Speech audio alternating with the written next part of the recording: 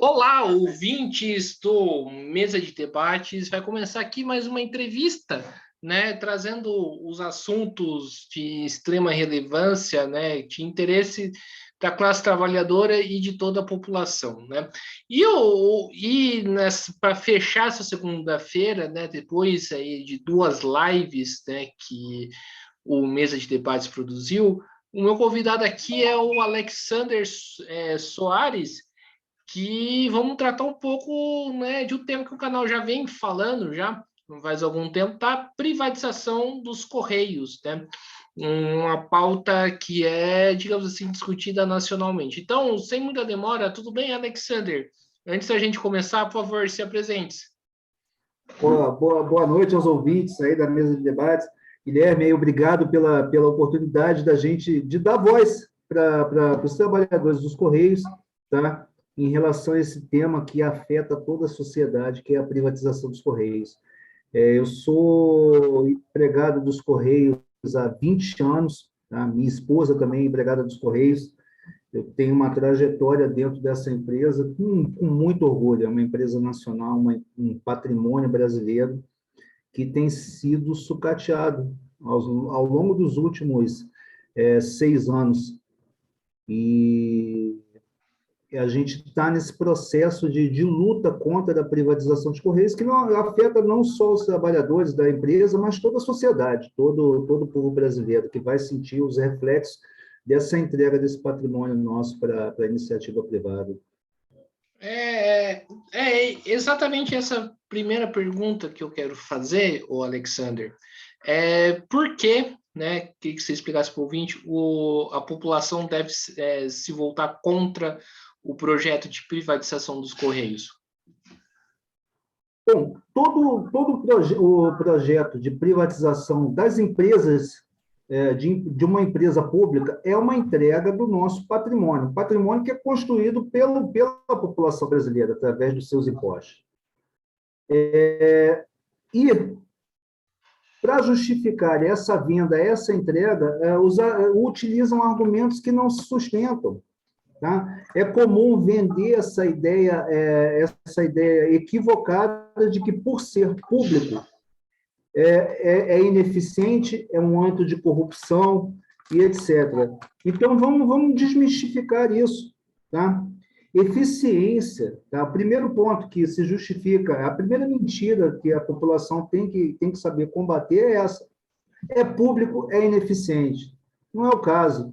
Nós vimos aí o desenvolvimento de vacinas no Instituto Butantan, em órgãos públicos brasileiros, durante a pandemia. Nós temos centros de excelência no serviço público, e com os Correios não é diferente. Nós somos uma das melhores empresas logísticas do mundo. Nós já estivemos no topo. E as deficiências que nós temos hoje é um problema de sucateamento. Então, a eficiência não está ligada à natureza da empresa, se ela é pública ou privada. Eficiência está ligada a uma boa gestão. Existem empresas privadas que são ineficientes, tanto que a maior parte das empresas que nascem ao longo do primeiro ano de vida, elas vão à falência. Então, é um exemplo de uma ineficiência do setor privado. Então, é o primeiro ponto que tem que ser desmontado. Eficiência não tem nada a ver com a natureza pública, e os Correios são extremamente eficientes, tanto que nós tivemos um lucro aí de 4 bilhões de reais. Segundo ponto, Guilherme, que sempre se usa, que a gente deve combater, não só em relação aos Correios, é associar, tá, a corrupção ao serviço público. Como se não existisse corrupção no setor privado. Existe corrupção, eu cito sempre um exemplo aí do que é clássico. O comprador de uma determinada empresa particular, de uma rede de supermercado. É comum, é fato que o comprador ele receba agrados dos fornecedores. É uma das funções mais disputadas dentro aí do comércio varejista, é o de comprador de uma grande rede. Porque existe essa oferta de brindes e prêmios. Tá? Isso é uma forma de corrupção, e é uma corrupção que existe dentro do setor público. Não se pode dizer que corrupção é só do setor privado, é exclusivo. Você passou no concurso e já ganha lá o teu brevet de corrupto. Não tem lógica isso. Não é. Isso, corrupção se combate com uma polícia eficiente, ligada à eficiência, com um judiciário que funcione na velocidade das demandas que vão surgindo e, principalmente, com uma cultura, uma mudança de cultura. Tá? O Brasil não é mais ou não é menos corrupto do que qualquer nação do mundo. Tá? Nós estamos em um processo de evolução. A corrupção existe também nos países nórdicos. Tá? Então, desmontando esse segundo mito aí que usa-se para justificar a privatização, é isso, tá? Corrupção. Não é verdade, não se sustenta. Não tem nada a ver com os Correios. O terceiro ponto, e eu vou me permitir me alongar um pouquinho, é a questão da concorrência. Nós vamos privatizar para aumentar a concorrência. Não existe isso. Tá? Você vai se desfazer de um instrumento, de um Estado, tá? Nós somos um fomentador do serviço postal, da logística postal. Nós ajudamos o Mercado Livre, nós ajudamos a Amazon, que utilizam a nossa malha logística para vender os seus produtos. Tá? Então, a concorrência, ela existe, nós concorremos de igual para igual com a Amazon, com a FedEx, com o Mercado Livre, e até com o motoqueiro ali, o motociclista ali, o pequeno transportador, é um concorrente nosso, não deixa de ser concorrente. E nós ajudamos essas pessoas a alcançar o Brasil inteiro. É um outro mito. Eu acho que só por esses 3 pontos a gente já dá para desmontar essa falácia, essa falsa necessidade de privatizar uma empresa extremamente eficiente e lucrativa. Ô, Alexander, eu sempre, quando vou falar de Correios aqui no canal, eu sempre cito uma opinião minha, assim, mais de consumidor, né?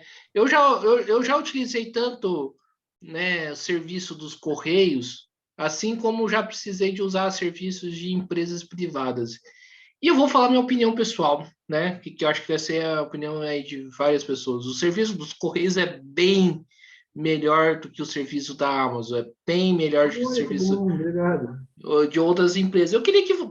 Por que eu falo isso? Porque, por exemplo, os Correios, que muitas das vezes, por exemplo, entrega uma correspondência minha a. Tipo, 5 dias, está no prazo de 7, né? A Amazon vai entregar, por exemplo, vou comprar um livro pela Amazon, vai entregar 10, 15 dias. Eu queria que você analisasse um pouco, né, essa suposta eficiência aí do serviço privado, que para mim não é pouco eficiente. Vamos lá, vamos citar aí essa questão de prazos, né? Como é que se constrói o prazo? Para você ter uma eficiência de prazo, entregar no menor prazo possível, tá? Dentro do setor logístico, você precisa de uma malha com bastante capilaridade. Tá? Você citou o teu exemplo, olha, tem setores que a Amazon entrega com 5 dias, o Correio entrega com 5 dias, a Amazon leva 15 dias. Por que isso acontece? A Amazon, Mercado Livre. Porque eles não têm capilaridade. Essas empresas privadas, como Amazon, Mercado Livre, FedEx, elas trabalham muito bem ali naquele eixo Rio-São Paulo, São Paulo-Curitiba, São Paulo-Porto Alegre, de capital para capital e capitais próximas. Se você pegar ali uma postagem de São Paulo para Rio Branco, no Acre, a Amazon vai levar 30 dias, ou pior, ela vai captar a sua encomenda e vai postar no correio, porque é o correio que vai entregar dentro do prazo adequado num preço menor. Então, ela te cobra mais caro ou faz um contrato com o correio e explora esse mercado. É uma coisa bem interessante. E volta naquele ponto que eu falei, nós viramos fomentadores. Tá? Então, empresas como a Amazon, Mercado Livre, nunca terão a mesma eficiência dos Correios. dos Correios Públicos, que é uma empresa que está há 50 anos aí no mercado, construindo uma malha que está presente em todos os municípios brasileiros. Eles não têm pernas para isso, não têm interesse para isso, e não vão conseguir. Não vão conseguir tocar essa magnitude toda que é o mercado postal. Essa eficiência que tanto... Eu vou fazer o contraponto aí até a tua fala. Eu também ouço falar, olha, eu comprei um produto na Amazon e levou 24 horas para eu conseguir, para eu receber o produto. É claro, o produto foi do Rio para São Paulo. Você tem milhares de caminhões circulando nesse eixo, você consegue ocupar a cubagem ociosa dos aviões de carga, é fácil, mas essa eficiência não é alcançada em todos os locais. E acaba acontecendo isso que você falou, o serviço privado ele se torna mais lento do que o serviço público postal brasileiro, que, volto a falar, é um serviço de excelência reconhecido mundialmente. Tá? Nós temos alguns problemas pontuais de eficiência em decorrência do sucateamento, que a gente vai explorar um pouquinho depois. Certo. Ô, Alexander, eu queria que você falasse um pouco qual foi o papel que os Correios desempenharam aí na pandemia. Durante a pandemia, e fica bem destacado, a pandemia houve um subaproveitamento da capacidade logística dos Correios. Todo mundo recorda daquele caos em Manaus que ceifou a vida de centenas e até uma milhar de brasileiros naquela capital, em Manaus. Tá? Havia uma capacidade logística dos Correios que não foi utilizada. Não foi utilizada por falta de interesse e planejamento do governo federal. Tá? Nós poderíamos, o governo federal ele utilizou, fez contratos, inclusive, que foram apurados, estão sob apuração na CPI, no Judiciário, com empresas, contratos superfaturados de transporte, que nós poderíamos suprir essa demanda. Então, não houve interesse. Nós atuamos, sim, em transporte, mas atuamos pouco. Poderíamos ter atuado muito mais.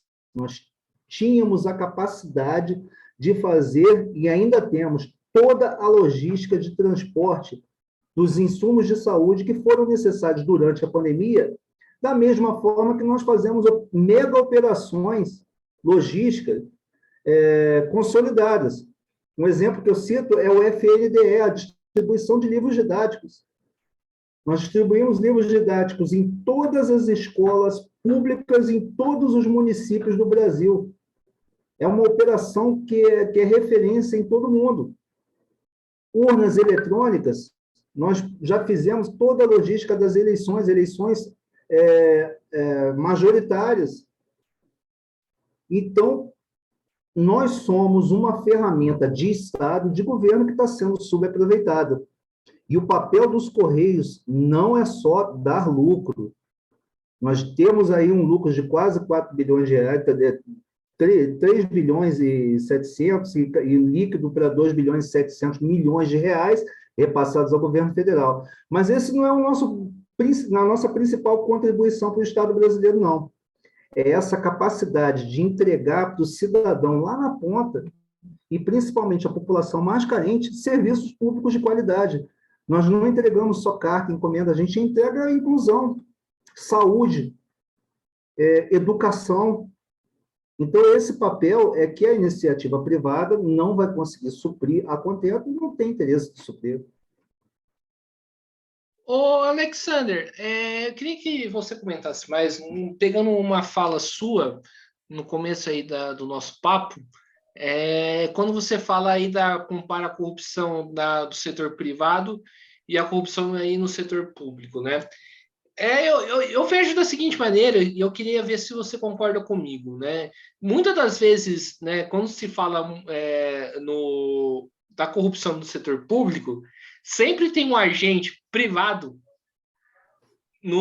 atrás disso, né? E muitas das vezes não é falado, né? É falado da corrupção do setor público, mas não é falado qual é o papel que esse agente do setor privado cumpriu aí no serviço público. Eu queria que você comentasse um pouco mais sobre isso, que acho que é interessante ser destacado?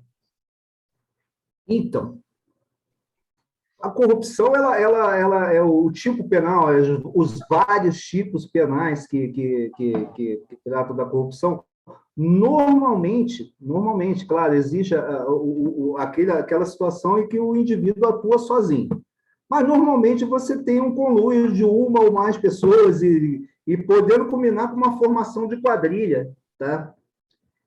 Fica mais evidente no setor público, porque é público e envolve o princípio da publicidade. Tá? É claro, o dono de uma determinada rede de supermercados não tem interesse nenhum que se divulgue um escândalo. Vou voltar naquele exemplo que eu citei, do comprador dele que aceitou um brinde do fornecedor. Para ele não é interessante nem apurar isso, ele vai fazer o máximo para que isso não chegue ao conhecimento do público, tá? Porque denigre a imagem. E no setor público se denegrido. Quando você cita assim, olha, normalmente tem um agente privado envolvido com um agente público. Por quê? Porque as empresas públicas, o setor público, ele tem todo um gigantismo envolvido. Vou citar uma Petrobras, que é uma empresa em todo o território nacional, enorme, um Banco do Brasil, todo o território nacional, Correios, Eletrobras, empresas de grande porte, tá? Que envolvem contratos e contratos vultosos. Isso atrai os agentes privados que fornecem serviços para essas empresas. Para quê? Para que tentem, de alguma forma, aferir uma vantagem ilícita. Então, o setor privado, de fato, Guilherme, você está corretíssimo, na maioria das vezes, ele age como o corruptor, aquele que vai levar o agente público a um ato de desvio, de corrupção. Não estou tentando, com isso, justificar a conduta do servidor público que age mal, tá? Mas normalmente esse tipo, as ações, as construções da corrupção, elas partem do agente privado que tenta se obter alguma vantagem ilícita valendo-se do gigantismo do setor público. É um fato. E você está corretíssimo. Normalmente tem esse misto, né, essa miscigenação, tá? A pior possível, tá? Quando fala-se miscigenação, é uma coisa saudável, tá? Das nossas origens, fique bem claro. Mas esse tipo de miscigenação da corrupção privada com o público é nocivo, é ruim, você está corretíssimo, tá? Tem esse envolvimento. Certo. Ô, Alexander, eu escuto muito, né, de pessoas que querem atacar os Correios, que querem aí a privatização dos Correios, né, criticar o funcionário do Correios, como se ele fosse a culpa do funcionário, como se a culpa, né, do sucateamento dos Correios fosse do funcionário. E eu queria que você falasse assim, como que é a vida de um funcionário dos Correios, você que está nesse meio há tanto tempo, e como foi aí trabalhar durante os períodos mais altos aí da pandemia? Bom, vamos falar dos trabalhadores dos Correios, trabalhadores e trabalhadoras dos Correios. Nós somos uma família que tinha aí, nós chegamos a ter 125 mil trabalhadores. Nós já fomos o maior empregador seletista, né, da consolidação das leis do trabalho. Nós não somos estatutários, nós não somos funcionários públicos, nós somos empregados públicos, regidos pela CLT, as mesmas obrigações que um empregado de uma empresa privada tem, nós temos, tá? Nós não temos nenhuma diferença, tá? Chegamos a ser 125 mil pessoas. Hoje, apesar do aumento de quase 47% no número de encomendas, nós temos 30% a 35% do nosso efetivo. Somos 86 mil pessoas hoje. E fala-se assim, 86 mil pessoas é um cabide de emprego? Não. Toda atividade postal, atividade logística, é igual à construção civil. Existe um uso extensivo de mão de obra, ou seja, é muita gente. Nós precisamos de muitas pessoas para fazer esse trabalho.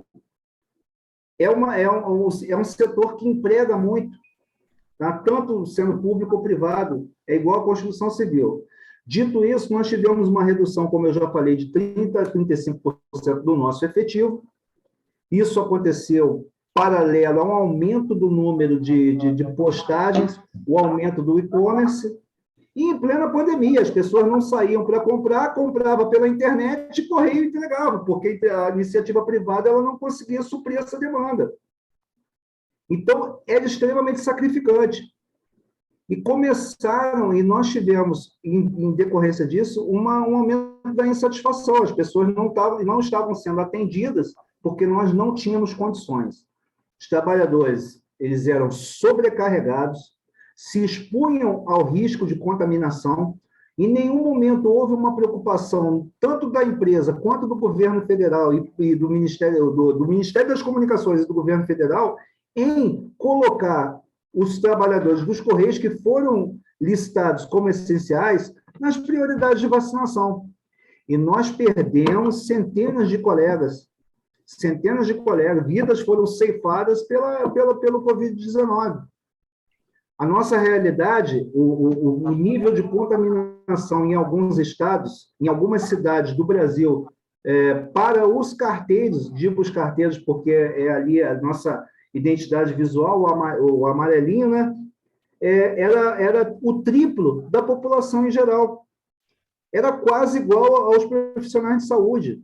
Isso prevaleceu durante muito tempo. Nós perdemos vidas, pais de família, durante a pandemia. Outro ponto que é extremamente triste para nós, e você perguntou sobre a vida do trabalhador dos Correios, a maior parte do nosso efetivo, 80% do nosso efetivo, são de trabalhadores de nível básico. São os carteiros, são os atendentes comerciais, que estão ali no guichê, são os operadores de triagem e transbordo, são as pessoas que fazem a movimentação da carga. Nós somos os salários mais baixos da esfera pública, das empresas públicas.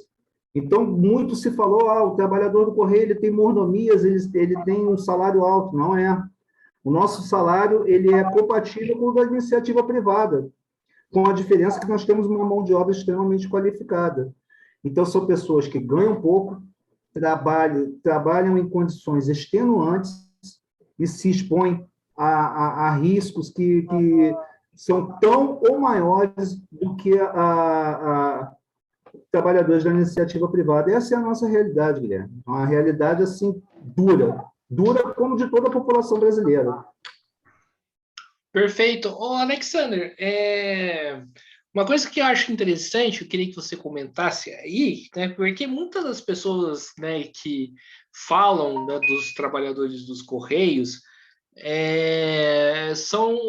que são privilegiados, são aqueles que têm privilégios de fato, né, como, por exemplo, o senhor Paulo Guedes, né, essa figura execrável. Eu queria que você comentasse um pouco isso. Quem é o privilegiado aí? Bom, eu tenho que até me policiar para não externar assim, a mágoa e a revolta. Não falando palavrão, você pode. Exatamente, eu não quero chegar nesse ponto, mas a vontade é essa, porque quem são os verdadeiros privilegiados do serviço público, que se chamam privilegiados, né? Nós temos a elite do funcionalismo público, são pessoas que são bem remuneradas, se comparadas ao restante da população brasileira. E vou aqui citar juízes, desembargadores, membros do Ministério Público, etc. Não vou entrar no mérito dos proventos desses profissionais. São pessoas altamente qualificadas e capacitadas e que, via de regra, têm que oferecer o melhor serviço para toda a população brasileira dentro das suas áreas. Essa é a elite do funcionalismo público. Quando o senhor Paulo Guedes se refere e o general Floriano Peixoto, que é o atual presidente dos Correios, se referem aos trabalhadores, aquele trabalhador que está ali na tua porta, entregando a tua encomenda, andando no sol e na chuva para fazer essa entrega, chamar esse trabalhador de privilegiado é uma crueldade, é desumano, é desumano. Vamos falar do general hoje que preside os Correios, ele tem um salário de mais de 50 mil reais, além da aposentadoria dele como general da reserva. Então, além disso, ele ainda recebe o chamado jeton por fazer parte do Conselho de Administração dos Correios. Esse é o verdadeiro privilegiado, não é o carteiro que ganha 2 mil reais líquido ali, trabalha as 44 horas dele com sobrecarga de trabalho. É essa pessoa que ganha 100 mil, 150 mil reais, esse é o privilegiado. E o doutor Paulo Guedes, ali, o Paulo Guedes, sinceramente, é uma pessoa, é desumano, não tem outra qualificação. Você ter um pensamento liberal, tá? Eu sou um liberal, eu sou um empresário, eu sou uma pessoa elitista, é uma coisa. O que o doutor Paulo Guedes, esse economista, e desde sempre foi assim, é uma pessoa desumana, ele não tem empatia, não é um ser humano. É execrável como vários dos integrantes do atual governo. Juntou-se na administração pública, na alta gestão do nosso país, o que tem de pior da nossa sociedade. Pessoas que consideram a exploração da mão de obra como natural, como um direito de uma elite brasileira. E o doutor Paulo Guedes faz parte disso. Tá? Então, eu falei, eu tenho que me policiar para me referir a essa pessoa, para me referir, infelizmente, ao supremo mandatário da nossa nação. E vou citar hoje uma conversa que eu tive sobre eu tenho que me policiar para falar do presidente da Fundação Palmares, de tantos que ocuparam o Ministério da Educação. Agregou-se ali naquele núcleo do governo federal, da nossa alta administração, da gestão da nossa nação, do futuro do nosso país, o que tem de pior na sociedade, o que tem de mais odioso, de pessoas que são o que existe de pior na natureza humana. Desculpe, Guilherme, desabafo, você tocou nesse nome aí, Paulo Guedes, tá? Marcelo, o nosso ministro aí das comunicações, o nosso ministro da Cultura, o ministro das Comunicações, o genro lá do Silvio Santos, é o que tem de pior na sociedade, é o que a gente está vendo, tá bom? É o que eu tenho para falar em relação a isso, desculpa o desabafo. Parece que abriu o bueiro e saiu... Abriu os portais do inferno, né? Igual aquele joguinho Doom, né? Abriu a porta ali e saiu o que tem de pior, e é o que estava escondido. E o pior e o mais triste é isso, Guilherme, se você me permitir mais 2 minutinhos de comentário, tá? Jair Messias Bolsonaro, essa figura deplorável que chegou à presidência da República, ele deu voz ao que há de pior na nossa sociedade. Ele verbalizou e, com isso, ele trouxe tudo que estava enterrado ali nas entranhas dos nossos piores pesadelos, ele deu voz e deixou sair. Abriu as portas do inferno, desculpa, é o termo. Certo. E sem muita demora, você falou aí do sucateamento dos Correios, né? A que se deve, então, esse sucateamento? Bom, sucateamento é uma política neoliberal. Quando você deixa de fornecer os recursos para a empresa, prestar um serviço adequado para a população, o primeiro ataque que você faz é a imagem dos Correios. Então, você atacou a eficiência. Volta lá no nosso primeiro ponto. Os Correios são ineficientes, a minha encomenda demorou. Na minha cidade, o carteiro não passa todo dia. Você atacou a eficiência por quê? Você não forneceu mão de obra, desde 2011 nós não realizamos concurso, você não tem veículos adequados, você não fez investimento, você não se organizou para o aumento da demanda. Então, aí fica a pergunta, essa ineficiência é porque a empresa é pública? Não. É uma política de sucateamento que visa denegrir a imagem da empresa e facilitar a sua venda para o setor privado. Tá? Então, nós temos o sucateamento de pessoas, de materiais, de veículo e, principalmente, de inteligência. Você pega um profissional, a maioria dos profissionais dos Correios tem curso superior, desde o carteiro ali, é comum você ver um carteiro com pós-graduação, um carteiro graduado, pós-graduado, tá? São trabalhadores qualificados que receberam o melhor treinamento possível da empresa, várias e várias horas de treinamento. Nós temos esse treinamento porque nós temos que nos adaptar, mas que não conseguem exercer o seu papel porque não têm condições de trabalho.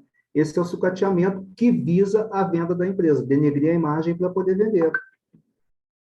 Certo. E falando aqui de privatização, né, a gente sabe que o governo já votou a privatização, né?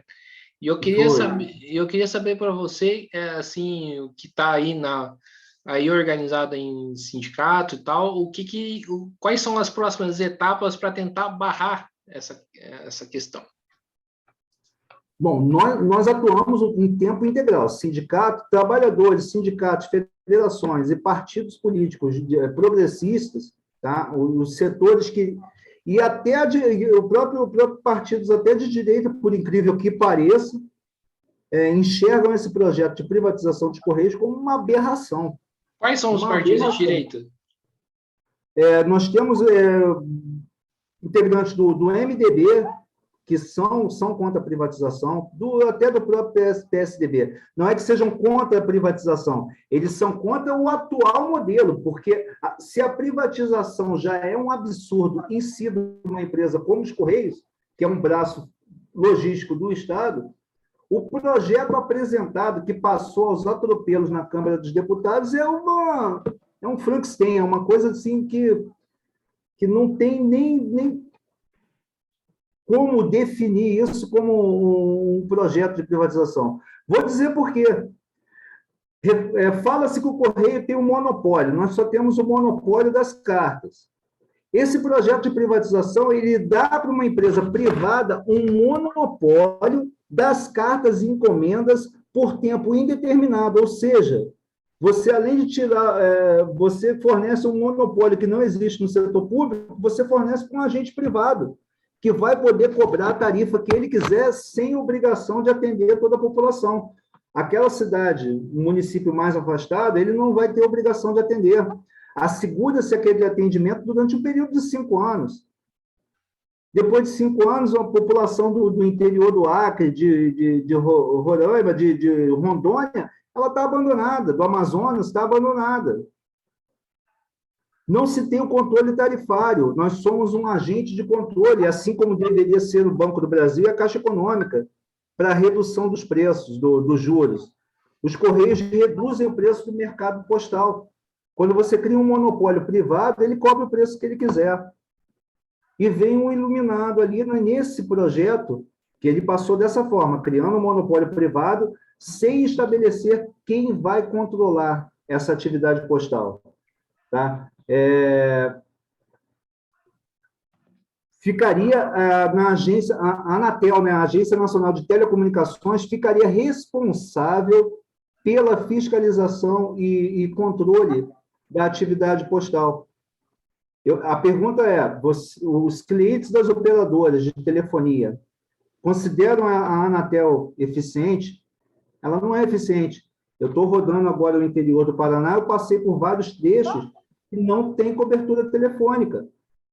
Isso, e a privatização do setor de telefonia, que é tão comemorada, citada como eficiente, já tem mais de 20 anos. Nós temos locais aqui no nosso estado, na região sul, tá? No Paraná, e em locais da região sudeste, que não tem cobertura de telefonia celular. Nós vimos durante a pandemia crianças que não conseguiam assistir a aula porque não tem acesso à internet, porque a Anatel não consegue sequer cumprir o seu papel na telefonia. Como é que vai fiscalizar o setor postal? É um absurdo. O projeto de privatização é um absurdo em si. Certo. Ô, Alexander, uma coisa que chama atenção, né, que acho que não foi mais de uma pessoa que falou isso, né, que é em relação à questão né, que tem lugares que o Correios entrega que o serviço privado não entrega. Eu queria que você comentasse mais. Sim. Olha, o serviço postal brasileiro ele tem que ser universal. Isso é previsto na nossa Constituição, tá? Que é tão atacada quanto a nossa democracia, é a nossa Constituição, que é uma das melhores constituições do mundo, das mais modernas. É uma coisa linda se você pegar a nossa Constituição, tá? Porque ela é uma das mais progressistas do mundo. Tá? E dentre essas garantias que a nossa população tem, é a de universalização dos serviços postais. Em qualquer lugar do Brasil, é assegurado que o cidadão tem acesso aos serviços postais, que, volto a dizer, não é só carta. Nós não entregamos só cartas encomendas, nós entregamos cidadania, educação, saúde. Tá? Voltando, existe essa obrigação de atendimento, de universalização. Tá? E isso só é garantido através de um sistema chamado subsídio cruzado. Eu vou até fugir um pouquinho da sua pergunta, Guilherme, queria que você repetisse depois, mas é interessante falar sobre isso. Como é que nós garantimos a entrega nos pontos mais longínquos do Brasil? O lucro dos Correios é concentrado nos grandes centros urbanos. Então, o eixo Rio-São Paulo, Rio-Curitiba, Rio-Belo Horizonte é extremamente lucrativo. Através desse lucro, tá, nós cobrimos as despesas de locais mais afastados de toda a população, porque nós temos essa obrigação, e essa obrigação não vai acontecer na iniciativa privada. E mesmo cobrindo essas operações, nós fechamos esse ano com um lucro de quase 4 bilhões de reais, com um resultado positivo de quase 4 bilhões de reais, repassados ao governo federal. A iniciativa privada, com a privatização, ela não tem a obrigação de fazer isso. Essa população vai ser prejudicada. O país vai ser prejudicado. Certo. O Alexander, falando aí, né, agora dos trabalhadores dos Correios, eu vejo um discurso, né, bastante complicado aí dentro da esquerda, falando que os trabalhadores dos Correios votaram no Bolsonaro e, com isso, merecem a privatização. Eu queria que você comentasse sobre esse discurso, né, porque, às vezes, eu acho que isso enfraquece uma luta importante, né, que é a questão aí da contra-privatização. Eu também escuto bastante isso, tá? E com certa razão. E eu sempre lembro o seguinte, tá? Eu vi professores de universidades públicas que votaram em Bolsonaro. Eu vi os profissionais da saúde, tá? Da saúde pública, que estiveram na linha de frente lá da pandemia, que votaram em Bolsonaro. Eu vi servidores de vários órgãos públicos que votaram em Bolsonaro, seduzidos por um discurso populista de combate à corrupção que nós vimos que foi falso. Tá? Então, é uma decorrência da nossa imaturidade política que nós tenhamos aberto esse portal que deu origem a esse ser aí que ocupa a presidência da República. Mas não é exclusividade dos Correios. E por isso nós merecemos ser privatizados, e é dentro da própria esquerda que surge esse questionamento. Olha, vocês votaram lá no Bolsonaro, vocês têm mais a que ser privatizados. E eu olho para os companheiros que falam isso e me pergunto a eles, indago sempre, certo? E a nossa obrigação, enquanto militantes, de conscientizar, de conscientizar a população, conscientizar politicamente. Ou nós vamos, hoje, nós temos um projeto de retomada do poder do país para construir um país inclusivo, mas em que base nós vamos fazer isso? Numa base de terra arrasada? Um país destruído, sucateado? Porque nós não combatemos a privatização dos Correios, da Eletrobras, fundados no mesmo discurso que nós combatemos, o discurso de ódio. Ah, você fez errado e você merece sofrer. É isso que eu chamo os companheiros para esse tipo de reflexão. Porque é fácil você resgatar um vídeo de 10 anos atrás, que alguns trabalhadores dos Correios pegaram uma bandeira do PT e queimaram. Vou citar só o exemplo do Partido dos Trabalhadores. É claro que existe todo um processo de desconstrução das forças progressistas. Ah, está lá, ó, o trabalhador do Correio votou em Bolsonaro e queimou a bandeira do PT. Nós vamos resgatar isso e deixar acabar com o país? Nosso papel não é esse, enquanto militantes. A esquerda ela tem que repensar, sim. Nós temos o exemplo lá do nosso presidente Lula, nosso futuro presidente Lula, que ele fala, eu não vou agir com ódio. E é uma pessoa que tem todo o motivo do mundo para ter uma mágoa, um ódio no coração. E ele não fala em ódio. Então, nós não podemos incorporar esse sentimento. Porque quando a gente incorpora isso, tá, com esse discurso de tem que privatizar porque fizeram besteira, nós estamos nos tornando tão nocivos quanto o atual governo. E nós somos melhores do que isso. Essa é a realidade, Guilherme. Alexander, já que você falou aí do governo Lula, né, do possível mandato do governo Lula, vai uma pergunta, né, digamos assim, polêmica. Eu espero que não, mas acho que talvez, espero que seja, né, mas eu acho que vai ser. Caso o Lula, né, seja eleito, o Lula vai reverter a privatização dos Correios?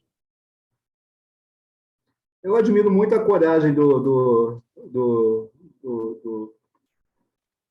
presidente Lula, falo presidente pelo cargo que ele ocupou e que ele vai ocupar. Tem essa expectativa que nós vamos sair vitoriosos agora em outubro, tá? Corajoso no sentido de, com 76 anos, depois de toda essa história, topar esse desafio que é pegar um país arrasado pelo descaso, pelo ódio e embarcar nesse processo de reconstrução, tá? Tem que ter uma coragem tremenda, além de uma vontade férrea. Tá? E ele já manifestou claramente, ele verbalizou. Primeiro, se privatizar os Correios, eu vou reverter a privatização. Infelizmente, eu não estou em casa, mas eu tenho ali nos meus guardados uma carta do presidente Lula, do então candidato Luiz Inácio, lá pela terceira vez que ele estava concorrendo, quando ele ganhou, com o compromisso de preservar os Correios como uma empresa pública, porque a privatização já era falada no final do governo Fernando Henrique Cardoso. Compromisso de manter a manutenção dos Correios como empresa pública de crescimento, de modernização dos Correios. E foi o que aconteceu. No período de 2003 até 2014, quando começou realmente o golpe da Dilma, não foi 2016. 2016 foi consolidado, o golpe que derrubou a presidente Dilma. Até 2014, nós estivemos entre as melhores empresas logísticas do mundo, com lucro repassado ao governo federal. Então, é isso. Já existe o compromisso verbalizado do presidente Lula de não privatizar os Correios. Como existe um compromisso dele, ele verbalizou, de que vai reverter a reforma da Previdência, a exemplo do que foi feito na Espanha. Eu não vou entrar nesse tema, porque senão a gente fala horas e horas aí da reforma da Previdência, não, da reforma trabalhista, perdão, que é outra, mais uma reforma que tem que ser feita. Existe esse compromisso. E eu tenho certeza que isso vai acontecer. Ele vai cumprir esse compromisso, como já cumpriu em 2003. Mas existe algo escrito? Porque verbalizar, todo mundo pode verbalizar, né? Olha, Guilherme, não sei, sinceramente, eu não sei se ele está entre os compromissos, mas se você pegar lá os programas de governo do Partido dos Trabalhadores, tá, em todas as eleições, existe lá o compromisso de defesa das empresas públicas. Então, mais escrito do que isso, eu acho que não é nem necessário colocar lá um documento, como foi feito lá em 2002, que ele mandou uma carta lá para os trabalhadores. Não vejo como necessário. Historicamente, o Partido dos Trabalhadores, assim como os outros partidos do campo progressista, tá? Não defendem bandeiras como essa, de privatização ou de enfraquecimento do Estado. Tá? Seria incoerente. Nós temos, não me recordo de empresas que defendessem a privatização. Mas é uma pergunta bem interessante a tua, tá? Em relação a isso. E a minha expectativa é essa. Não vai acontecer. Num governo de esquerda, não vai acontecer.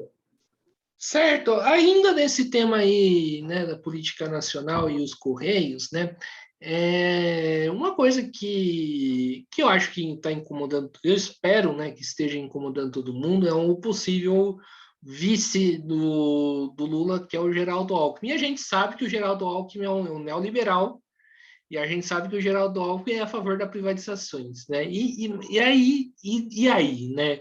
Tipo, E aí, caso o Alckmin seja um vice, né, do Lula, qual que vai ser a força, né, do Lula ao reverter a privatização dos Correios? Isso que eu quero saber.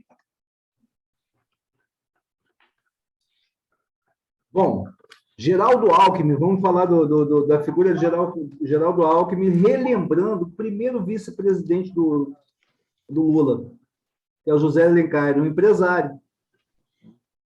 O Lula ele transita bem em todos os setores, inclusive com o empresariado. Quando se fala aí, olha, o governo de esquerda do PT vai acabar com o empresariado do Brasil. Não. A classe empresarial foi a mais privilegiada, tá? Uma das mais privilegiadas durante os governos do PT, porque o país cresceu. Quando você dá renda para a população carente, não estou fugindo da pergunta não, tá, Guilherme? Eu vou voltar. Que às vezes a pessoa está dando um monte de volta, mas não vai falar do tal de Geraldo Alckmin. Eu vou falar assim, vou falar, tá? Mas quando você dá renda para a população que ela compra, ela está comprando do empresário. Então, a classe empresarial ela foi beneficiada. Geraldo Alckmin, lá o símbolo do PSDB, do ícone do PSDB, vice-presidente do Lula. É o Lula que está mudando? Não é. Lula não muda. Lula não muda. Tá? O Geraldo Alckmin é uma sinalização, assim como foi o José de Alencar, de que não haverá uma ruptura.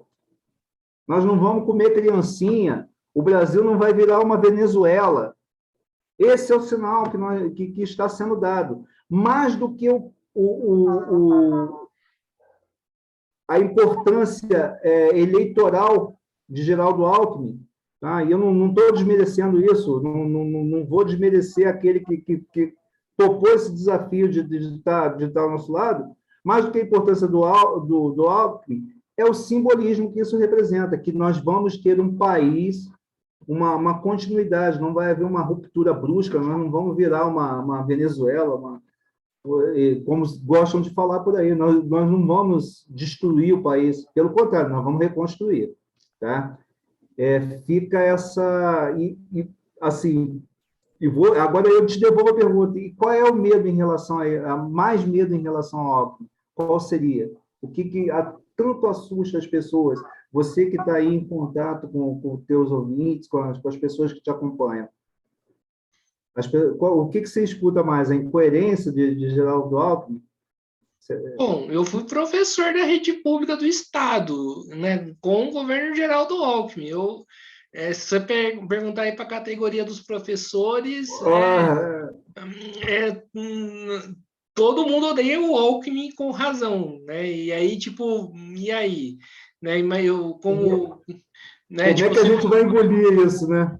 Como que a gente vai se engolir? você for, por exemplo, para uma escola daqui do estado de São Paulo, tipo, fazer campanha para o Lula, o que você vai falar? Né? Mas, enfim, vai continuar a pergunta. O Lula vai ter. O Lula, de novo, o Lula vai, né, vai ter força para reverter a privatização dos Correios com o Alckmin vice? Essa é a pergunta que eu quero saber. Vai, vai. Tá? Você me deixa numa situação desconfortável, mas graças a Deus eu posso ter a isenção de te falar o seguinte: hoje, e quando eu trato, com todo respeito, tá? Eu tenho que respeitar quem será o nosso vice-presidente, tá? Essa escolha. Eu te pergunto, quem era Geraldo Alckmin quando foi escolhido como vice-presidente, eleitoralmente falando? É um símbolo, é só um símbolo. Tá? Então, ele não vai ter força para tentar retomar qualquer pauta como essa. Nós do campo da esquerda, nós temos que ter muito cuidado, porque nós temos um histórico muito ruim com o vice-presidente, com essas escolhas. E aí, eu devolvo também para os seus colegas aí da educação, tá? Essa responsabilidade. Vamos fazer um ping-pong aqui. Por que nós precisamos fazer determinadas alianças que parecem incoerentes hoje? Porque nós não trabalhamos a conscientização do nosso eleitor. O eleitor vota no Lula, ele não vota no projeto de esquerda. Aí ele vota no Lula, e vou citar aqui no Paraná, ele vota no Boca Aberta, deputado, que foi até cassado. Quem é a boca aberta? Boca Aberta é um deputado de extrema-direita, é o Boca Aberta mesmo, só falava besteira. O nome dele é a boca aberta. É Boca Aberta, deputado federal. Entendeu? Não é o Francisquini? Tem o Francisquini também, Francisquini é outro. Tá? E, de repente, ele vota ali no presidente Lula, achando que vai resolver, nós temos o chefe do executivo forte, mas esquece que ele tem que ter uma bancada forte no Congresso. Infelizmente, ou felizmente, a nossa democracia, ela tem como um dos pilares a força do nosso Congresso Nacional. Se o Congresso não atua da forma como nós esperamos, é porque nós, eleitores, não sabemos escolher os nossos deputados. Mas o sistema ele é bonito, ele é representativo. E a gente não tem que atacar a democracia, a gente tem que aperfeiçoar essa democracia. Então, eu falo aí para todos os eleitores, tá? Fugindo um pouco do tema do Correio, na hora que você apertar o 13 para presidente, aperta o 13 para senador. Aperta o 13 para deputado federal, deputado estadual, e vai descendo. Porque é assim que nós teremos condições de fazer a defesa. Não é só o presidente da República. E o Geraldo Alckmin, nessa escolha do vice-presidente, é o produto do sistema que nós precisamos de coalizão também. Infelizmente. Nós precisamos de alianças. Certo. Lembrando aqui, né, você falou aqui apertar o 13 só para evitar complicações aí para o canal, né, complicações legais, né, inclusive, lembrando que o canal, né, isso aí é uma posição aí do entrevistado que a gente não pode, né, podar. Então, né, lembrando sempre aqui que, não é, que apertar o 13 não é algo vindo aí do mesa de debates. Enfim, Perdão a todos os ouvintes aí por essa manifestação escapulindo. Não tive essa intenção, não. Não, tudo bem, só para evitar assim complicações assim mais legais, né, para não ter problema depois. Enfim, voltando aí um de pouco total aí. Responsabilidade minha, Guilherme. Por favor, que fique bem claro que esse posicionamento é de total responsabilidade minha, não é de responsabilidade do canal. Lembrando aí, então, o Alexander, vamos voltar aí falar um pouco aí do sindicato aí. Quais são os próximos passos? Qual que é o plano de luta aí do sindicato a respeito das demandas mais econômicas, né, da categoria, mas também aí demandas mais políticas, como o reverter a própria privatização. Quais são os próximos passos que vocês vão dar? Bom, aí eu me permito agora fazer a minha campanha também. Nós estamos aqui em processo eleitoral no sindicato, eu sou de uma das chapas, a chapa 3, tá? É um sindicato forte, presente e de luta, tá? Visando um futuro governo no campo de esquerdista, um governo que vai precisar reconstruir a empresa, tá? E falando como representante dos trabalhadores agora, Guilherme, tem 2 papéis aí que a gente exerce, tá? Eu, como militante de esquerda e como sindicalista. Então, não dá para confundir. A partir do momento que o eventual futuro governo de esquerda, tá? Como detentor ou possível detentor de um mandato sindical, a minha principal bandeira é a defesa dos trabalhadores. Então, se tiver que brigar com o eventual governo do Partido dos Trabalhadores, a gente vai brigar para fazer a defesa dos próprios trabalhadores. Não dá para baixar a cabeça porque o governo é de esquerda, nós vamos deixar o massacre dos trabalhadores. Não é por aí. Tá? Que fique bem claro isso. Tá? Eu sempre faço esse papel. E o sindicato, ele vai atuar para quê? Para que haja concurso público, para a recomposição dos nossos efetivos, investimentos na nossa empresa para que ela possa crescer e gerar lucro e benefício para a sociedade, benefícios não só financeiros, mas benefícios sociais, para que nós possamos atuar realmente como fomentadores do crescimento, contribuir para o crescimento do país. Entregar, como eu sempre disse lá, repito várias vezes, não entregar só cartas e encomendas, mas a gente vai entregar cidadania também. É o papel do sindicato e é o papel que a gente também vai exercer. Defesa dos trabalhadores, defesa dos correios públicos, tá? E defesa do nosso país, da nossa nação. Esse é o papel do sindicato. Então, maravilha. Então, Alexander, estamos encerrando aqui mais uma entrevista aí do Mesa de Debates, a terceira que eu fiz aí nesse dia 4 de abril. Quero aqui agradecer aí pelo papo, gostei bastante, né? Espero aí que contribua aí na luta, né, contra a privatização, em defesa aí dos trabalhadores, e passo a bola de novo aí para você fazer as considerações finais. Ô, Guilherme, sem correr o risco de rasgar a seda, foi um dos melhores bate-papos que eu já tive, porque você não me poupou em momento nenhum, você foi jogando ali as perguntas, e perguntas assim que são difíceis de falar, rapaz. A gente falar e defender o que a gente conhece, os Correios ali, no meu papel, é fácil.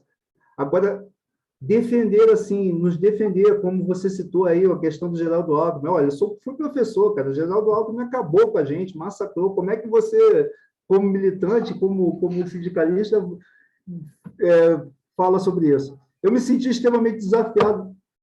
Adorei esse bate-papo nosso. Parabéns aí pela condição. Agradeço muito a oportunidade, estou à disposição. Se algum ouvinte quiser o contato para a gente conversar, eu estou à disposição, adoro ser desafiado em relação a isso. Perguntas foram fantásticas, eu espero ter contribuído de alguma forma para esse entendimento aí do que envolve uma eventual privatização dos Correios. Obrigado de coração. Eu que agradeço pelo elogio, então, mais uma vez aqui agradecendo ao Alexander, agradecendo a você aí que estiver nos assistindo, peço aí que se inscrevam no canal podcast Mesa de Debates Instituto do Pouco, comentem aí na entrevista do Alexander se, né, qual que é a sua posição em relação à privatização e também, né, qual que é a sua posição em relação ao Alckmin. E, né, além de comentar na entrevista, curta esse vídeo, curta outros vídeos do canal, curta a nossa página do Facebook Podcast Mesa de Debates Instituto do Pouco e siga a gente no Instagram. Então é isso aí, pessoal. Muito obrigado a todos e até a próxima. Fui.